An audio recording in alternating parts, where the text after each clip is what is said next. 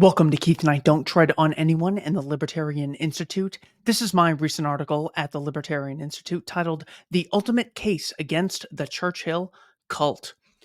According to the National World War II Museum, the Second World War resulted in 45 million civilian deaths, 15 million combat deaths, and 25 million soldiers permanently wounded. This is what many academics and media influencers refer to as the Good War. Just as we cannot truly understand a court case hearing only the defense, we must also hear the prosecution in order to come to the most accurate conclusion on who is guilty, who is innocent, and how such a tragedy can be avoided in the future. I want to make the case that the Second World War is in fact a tale of good versus evil. In short, evil politicians on every side conscripting millions of people and murdering millions of others, while the civilians of all countries remain good. Since there was no shortage of people rightfully vilifying the Japanese Empire and the German National Socialists, I would like to focus primarily on the villainy of a man who Cambridge University reports is the greatest Briton, Winston Churchill. Exhibit A: Starvation Blockade. Winston Churchill wrote a book titled The World Crisis, 1911 to 1918. In this book, Churchill summarizes the British naval policy during World War I, when Churchill was First Lord of the Admiralty. On page 672, Churchill writes, "The British blockade treated the whole of Germany as if it were a beleaguered fortress and avowedly sought to starve the whole population, men, women, and children, old and young, wounded and sound, into submission." Notice, Churchill did not say, "This is how we will make the Kaiser suffer and prove we are the good people in this conflict by protecting innocent people. We must discriminate between evil Germans and innocent Germans." The Kaiser was humiliated, of course, but was never assassinated and lived in a mansion in the Netherlands after the war was over, dying in 1941 at the age of 82. According to historian Martin Gilbert, a man who writes Churchill in a very favorable light in his book The First World War, A Complete History, estimates of the civilian death toll from Britain's blockade are 762,106. Many people might have predicted that such protectionist policies would stimulate the German economy, since Germany would now have to employ more people domestically, which would produce the multiplier effect of money. But of course, the opposite is true. When any state coercively stops a group of people from engaging in mutually beneficial trades, human beings suffer and frequently die as a result. Exhibit B: Poison gas and biological warfare. On May 12, 1919, Winston Churchill authored a War Office memorandum in which he writes, "I do not understand the squeamishness about the use of gas. I am strongly in favor of using poison gas against uncivilized tribes. The moral effect should be so great that the loss of life should be reduced to a minimum. It is not necessary to use only the most deadly gases. Gases can be used which cause great inconvenience and would spread a lively terror, and yet would leave no serious permanent effects on most of those affected." Would you have a friend in your life if he used something like tear gas against people he deemed uncivilized in order to spread a lively terror? Any one of us would be rightfully imprisoned for assault if we used this concoction against a non aggressor. Yet, Churchill is still celebrated as a respectable statesman, even though none of us would accept this behavior from any other person in our private lives. In 1942, the United Kingdom's War Department experimental station conspired to infect the German civilian population with deadly anthrax by first poisoning animals in hopes that the German food supply would turn deadly, according to the BBC in an article discussing the Island of Death off the coast of Scotland. The truth was that Guernard Island had been the site of a clandestine attempt by the UK during World War II to weaponize anthrax, a deadly bacterial infection. The project, called Operation Vegetarian, had started under Paul Fidels, then head of the biology department at Porton Down, a military facility in Wiltshire, England that still exists today. The plan was to infect linseed cakes with anthrax spores and drop them by plane into cattle pastures around Germany. The cows would eat the cakes and contract anthrax. as would those who ate the infected meat. Anthrax is a naturally occurring but deadly organism. The proposed plan would have decimated Germany's meat supply and triggered a nationwide anthrax contamination, resulting in an enormous death toll. Those fighting on behalf of civilization, truth, and freedom must lead the world in distinguishing themselves from the bad guys by explicitly discriminating between guilty and innocent parties. Churchill took no steps to distinguish between the German civilian population and the central figures of the National Socialist state: Hitler, Hess, Goring, Eichmann, Goebbels, etc. Exhibit C: Dehousing Policy. As the history of World War II is described in its cartoonish version, with the National Socialists being hell bent on taking over planet Earth and killing all non blue eyed, blonde haired people, one can be forgiving for not knowing that it was Churchill's government which initiated the bombing of civilians in May of 1940, while the German bombing of London did not take place until the September 1940 Blitz. The mastermind behind Winston Churchill's policy of civilian bombing was German immigrant physicist and science advisor Frederick Lindemann, 1st Viscount Cherwell. Lindemann established the S branch, statistical branch, an esoteric group of academics who regularly advised Prime Minister Churchill, and eventually was the catalyst behind Britain's dehousing policy with regard to the German civilian population. The dehousing policy was explained by Charles Percy Snow, whose position in Churchill's cabinet was described by Britannica as a science advisor to the British government during the Second World War. In 1961, Harvard University published Snow's Science and Government, a series of lectures Snow gave at Harvard describing the internal workings of British policy from 1939 to 1945. On page 48 of the lecture transcript, Snow claims, "The paper on bombing went out to the top government scientists. It described in quantitative terms the effect on Germany of a British bombing offensive in the next 18 months, approximately March of 1942 to September of 1943. The paper laid down a strategic policy. The bombing must be directed essentially against German working class houses. Middle class houses have too much space round them, and so are bound to waste bombs. Factories and military objectives had long since been forgotten, except in official bulletins, since they were much too difficult to find and hit. The paper claimed that given a total concentration of effort on the production and use of bombing aircraft, it would be possible in all larger towns of Germany, that is, those with more than 50,000 inhabitants, to destroy 50% of all houses." The strategic bombing policy was also explained by Principal Assistant Secretary of Air Ministry J.M. Spate in his 1944 book Bombing Vindicated. Retaliation was certain if we carried the war into Germany. Yet, because we were doubtful about the psychological effect of propagandist distortion of the truth that it was we who started the strategic offensive, we have shrunk from giving our great decision of May 1940 the publicity which it deserves. That surely was a mistake.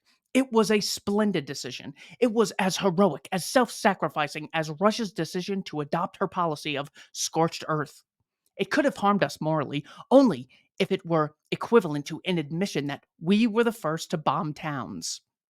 In 1979, British journalist and military historian Max Hastings, foreign correspondent for the BBC, editor in chief of the Daily Telegraph, and editor of the Evening Standard, published Bomber Command: The Myths and Reality of the Strategic Bombing Offensive 1939 to 1945.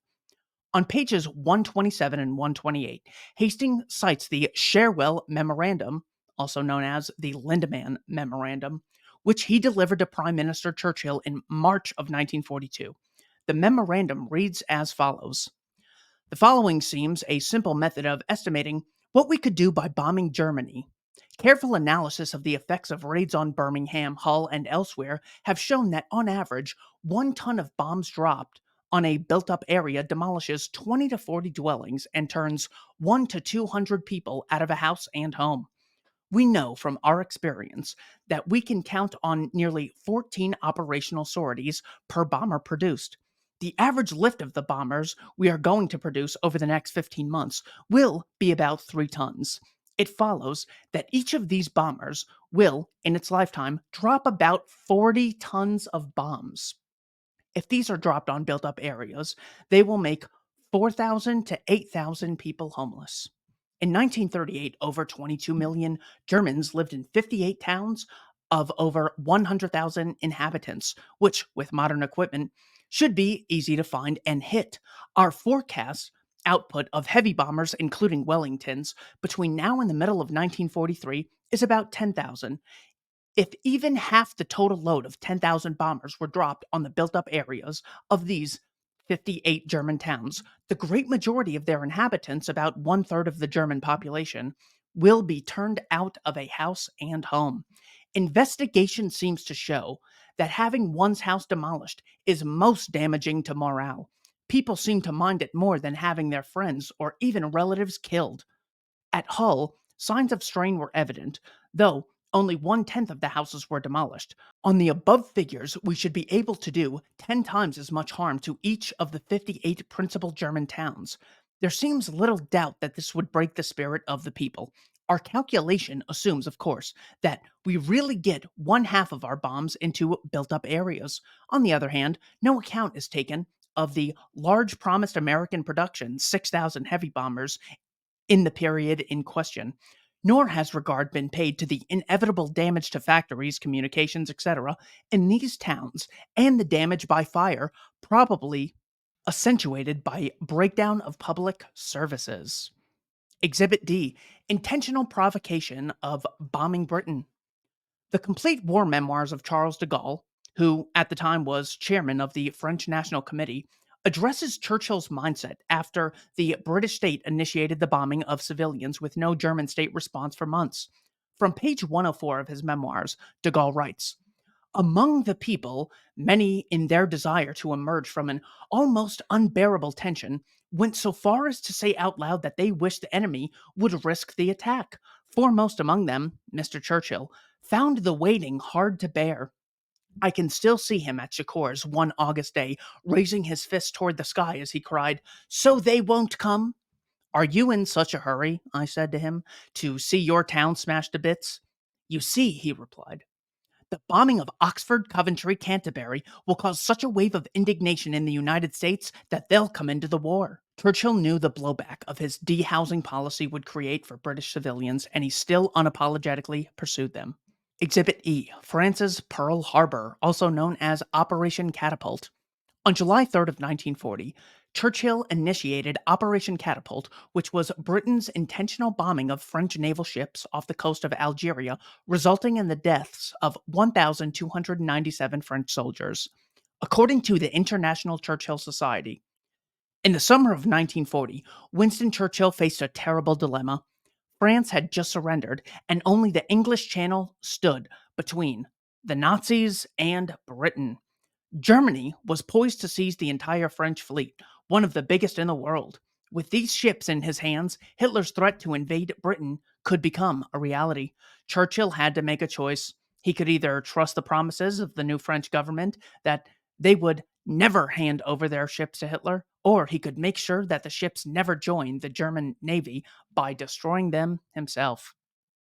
Exhibit F: Dresden. Arthur Harris was a British air officer whom Britannica credits as the person who initiated and directed the saturation bombing that the Royal Air Force inflicted on Germany during World War II.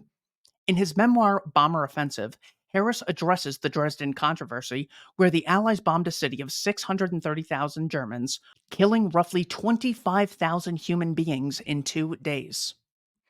An attack on the night of February 13th, 14th by just over 800 aircraft, bombing in two sections in order to get the night fighters dispersed and grounded before the second attack, was almost as overwhelming in its effect as the Battle of Hamburg, though the area of devastation, 1,600 acres, was considerably less. There was, it appears, a fire typhoon, and the effect on German morale, not only in Dresden, but in far distant parts of the country, was extremely serious. The Americans carried out two light attacks in daylight on the next 2 days.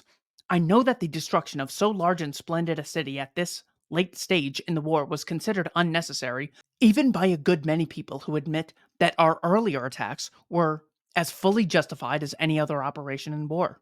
Here, I will only say that the attack on Dresden was at the same time considered a military necessity by much more important people than myself. And if their judgment was right, the same arguments must apply that I have set out in an earlier chapter, in which I said that I think about the ethics of bombing as a whole. Between 1 and 2,000 acres were devastated in Dresden, Berlin, Duesenberg, Essex, Frankfurt, Hanover, Munich, Nuremberg, Mannheim, and Stuttgart. As an indication of what this means, it may be mentioned that London had about 600, Plymouth about 400, and Coventry just over 100 acres destroyed by enemy aircraft during the war. Anyone who considers themselves to be pro-life must unapologetically oppose the mass murder of civilians and destruction of cities so late in the war, February of 1945. Yes, I agree, the fetus is a living being, and so are German civilians. Anyone who claims to oppose inequality must recognize there is no greater inequality than a living person murdering another person. Yes, paying a person a low wage is unequal to those with high wages, but the ultimate inequality occurs in the mass murder of civilians in wartime. Colonel Carla Cowson's research at Canadian Forces Colleges estimates that 600,000 German men, women, and children died as a result of the direct bombing of German cities during the war, 1939 to 1945. Many thousands more were wounded and mutilated. Millions were left homeless. In the prosecution of the bombing campaign, the British Commonwealth lost 55,573 aircrew, 18% of which were Canadian, and only one man in three could be expected to survive his tour of duty, which equated to 30 missions with Bomber Command. Exhibit G, undemocratic and allied with tyrants. In May 1940, Prime Minister Neville Chamberlain stepped down after the Narvik debacle, and Winston Churchill was appointed, not by popular vote, but by an act of oligarchs in Parliament. For all we hear about threats to democracy from academics and the corporate press, you'd think Churchill's rule would be met with a little more skepticism. To recap, the good side in the good war was led by unelected Joseph Stalin, unelected Winston Churchill, unelected Charles de Gaulle, and Franklin Roosevelt, who, while elected, kidnapped and sent 117,000 people of Japanese ancestry to internment camps and confiscated the nation's gold via executive order. Roosevelt and Harry Truman, frequent heroes of those who proudly boast of supporting democracy, also partook in a mass murder campaign of their own in Japan. According to former Secretary of Defense Robert S. McNamara in his documentary The Fog of War, proportionality should be a guideline in war. Killing 50% to 90% of the people of 67 Japanese cities and then bombing them with 2 nuclear bombs is not proportional, in the minds of some people, to the objectives we were trying to achieve. To be clear, I'm a libertarian who believes democracy is mob rule by the ignorant. The reason we have good computers, TVs, refrigerators, and NBA players is not because there was a nationwide referendum on these issues. The reason we have civilization is because people engage in voluntary contracts, voluntary profit incentives, and the iron law of oligarchy within the division of labor. The point is, those who center their worldview on democracy, neoconservatives and Democrats, being a good in and of itself, idolize Winston Churchill. Exhibit H, intention of continental monopoly. There is good reason courts take intent into account. The mindset of the person in question matters. For example, did a person accidentally hit and kill a pedestrian with their car, involuntary manslaughter, or did they plan for months to murder someone by hitting them with their car, intentional homicide? What were Churchill's intentions during this war? To save civilization from barbarism by allying with Joseph Stalin, who killed millions in the 1930s Ukrainian Holodomor, or to increase his own institutional power? In a book titled Churchill, A Life by historian Martin Gilbert, the author quotes Churchill in an exchange with Lord Londonderry, leader of the House of Lords, on May 4th of 1935. Londonderry says, "I should like to get out of your mind what appears to be a strong anti-German obsession." Churchill responds, "You are mistaken in supposing that I have an anti-German obsession. British policy for 400 years has been to oppose the strongest power in Europe by weaving together a combination of other countries strong enough to face the bully. Sometimes it is Spain, sometimes the French monarchy, sometimes the French Empire, sometimes Germany. I have no doubt who it is now, If France set up to claim the overlordship of Europe, I should equally endeavor to oppose them. It is thus, through the centuries, that we have kept our liberties and maintained our life and power. Churchill's private position was not that the National Socialists were a unique evil, but that he would wage war on any competitor to British power, even if it comes at the cost of millions of innocent people being conscripted and killed. Churchill embraced real world tyranny in order to fight a hypothetical tyranny. Churchill was the crazy ex boyfriend who would rather kill his ex girlfriend than see her with another man. Exhibit I results. On September 1st, 1939, the National Socialist regime invaded Poland after a dispute over the city of Danzig, which had been stripped from Germany 20 years prior at Versailles. The population of that coastal city was 95% German, and we have every reason to believe those people would have preferred to be reunified with Germany as opposed to remaining a minority in Poland. Here is the text of Neville Chamberlain's September 3rd, 1939, declaration of war against Germany 2 days afterwards. This morning, the British ambassador in Berlin handed the German government a final note, stating that unless we heard from them by 11 o'clock, that they were prepared at once to withdraw their troops from Poland. A state of war would exist between us. I have to tell you now that no such undertaking has been received, and that consequently, this country is at war with Germany. The war waged on behalf of Polish independence ended with 7.1 million dead Poles and Poland under Soviet occupation. There was never a true war guarantee for Poland since the Bolshevik regime invaded Poland on September 17th of 1939, and Britain didn't declare war against Moscow. It was a promise to wage war against only Germany, the biggest rival of Churchill's empire. In Churchill's 1948 memoir, The Gathering Storm, he reflects on the costs of the conflict along with the detrimental outcome for the European continent. One day, President Roosevelt told me he was asking publicly for suggestions about what the war should be called. I said at once the unnecessary war. There was never a war more easy to stop than that which has just wrecked what was left of the world from the previous struggle. The human tragedy reaches its climax in the fact that after all the exertions and sacrifices of hundreds of millions of people and the victories of the righteous cause, we have still not found peace or security, and that we lie in the grip of even worse perils than those we have surmounted. Many will claim the lesson from World War II is never appease. That's what Chamberlain did at Munich when he refused to declare war against National Socialism for invading the Sudetenland. The Sudetenland was roughly one-fifth of the area of the newly created country Czechoslovakia, mostly consisting of Germanic peoples.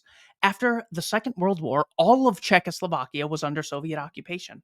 We must declare war if one-fifth of a country's independence has been violated, but when the entire country's independence is violated, we can apparently appease.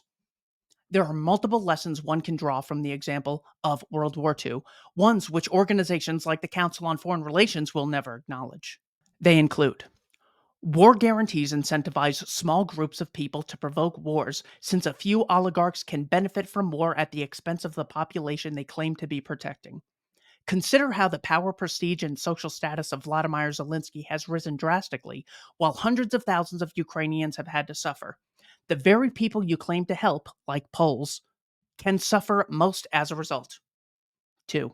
The ultimate check and balance in a civilized society is the freedom to disassociate with bad actors. The government of every combat zone did not face such a constraint. They used enslaved soldiers, conscripts, and funded their operations with taxation and money printed by a central bank. This means that people who oppose the mass murder conflicts provoked by governments had to serve by law and had to fund the operations lest they be jailed. If governments truly represent us, they should gladly allow our financing of them to be as voluntary as our funding of Amazon or the Catholic Church. Lesson number 3. Empires fall from expansion. The world wars saw the fall of the Austro-Hungarian Empire, the Ottoman Empire, the Russian Tsarist Empire, two German empires, Kaiser and Hitler, Hirohito's Japanese Empire, and the British Empire. As empires expand their reach, their obligations expand, and they must tax more or print more to sustain themselves. They become spread too thin, so to speak, misallocate military personnel, lose support via public opinion, and cease to exist. Lesson number 4. We can talk to the bad guys. The Allies shook hands with the Bolshevik leader Joseph Stalin at Yalta, and Richard Nixon shook hands with Mao Zedong in China. But people say with a straight face, Vladimir Putin and Xi Jinping cannot be spoken with to reach détente. Notice how whenever the government of the United States violates the freedom of the American people, we must always stay calm and not get riled up. But when an alleged foreign government potentially violates our freedom, we must advocate mass conscription and mass bombing of civilians to protect our way of life. Lesson number 5. We are always told about the cost of appeasement or not engaging in mass murder of innocent life. But consider the downsides of war: mass death, enslavement, conscription, dismemberment, post traumatic stress disorder, military occupation, and property damage on an unimaginable scale. Lesson number 6. Wars are naturally chaotic, and their results cannot often be predicted. Few soldiers and civilians could have foreseen an outcome where half of Europe would be occupied by the Bolshevik regime for 45 years, initiating a Cold War where people walked on eggshells, terrified of a nuclear exchange, and fighting mass death proxy wars in Korea, Vietnam, Afghanistan, and Central America. A gift. Psychology today defines a cult leader as a charismatic leader who becomes an object of worship beyond any meaningful accountability and becomes the single most defining element of the group and its source of truth, power, and authority. If a guy in a cabin orders you to murder innocent people on his behalf, he is rightfully seen as a psychopathic lunatic. But for some reason, maybe the fact that governments monopolize compulsory education, when military commanders order their underlings to commit mass murder of innocent people, it is seldom met with skepticism and often admired. The unwillingness or inability for people to see Winston Churchill as a cult leader who committed horrific crimes qualifies him as a cult leader if there ever was one. We seldom even get an intellectual defense by Churchill supporters addressing my points above. Instead, we are treated to typical cult like emotional responses like, "You must love Hitler," or "Churchill saved the West. Yes, one man," or the classic, "We'd all be speaking German if you were in charge." For Churchill supporters, I give the gift which they so often yearn for: a disavowal of National Socialism. National Socialism involves institutionalized aggression against private property and contracts between consenting adults while judging people on arbitrary characteristics, and is thus evil down to its fundamental principles. In practice, National Socialists bombed civilians in Warsaw, Rotterdam, and London, then declared war on America on December 11th of 1941. Here is how evil one of their leaders was. On March 26, 1942, Minister of Propaganda Joseph Goebbels wrote in his diary, "Beginning with Lublin, the Jews in general government are now being evacuated eastward. The procedure is a pretty barbaric one, and, not to be described here more definitely, not much will remain of the Jews. On the whole, it can be said that about 60% of them will have to be liquidated, whereas only 40% can be used for forced labor." National Socialists justified the mass murder and enslavement of innocent people while bombing cities which took centuries to build, thus violating the non aggression principle. They are indisputably villains of history. A way forward. While I am very pleased to hear people disavow Hamas and the Israeli Defense Forces for their killing of innocent people, we inheritors of Western civilization must reject double standards and equally oppose the mass indiscriminate murder of civilians. Yes, Black Lives Matter riots of 2020 were unjustifiable and destructive, but nothing compares to the crimes of states with militaries which have a legally recognized monopoly on violence. Every crime of the West, slavery, Native American massacres, segregation, etc., is immoral because it involves one group of people initiating violence against non aggressors. Too often, the focus of these atrocities is the race or nationality of the victim or perpetrator, as opposed to the actions being immoral insofar as they initiate violence against non aggressors. The heroes of history are not politicians who claim the right to rule millions of strangers, but entrepreneurs and workers who use the voluntary sector to improve the lives of everyday people.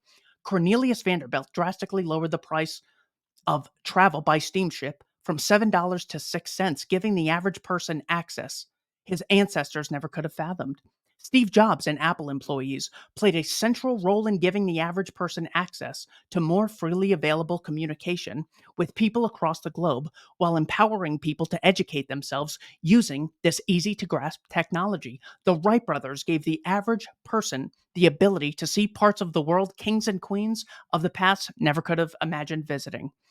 Let us not be primitive moral relativists, only using morality when it suits us.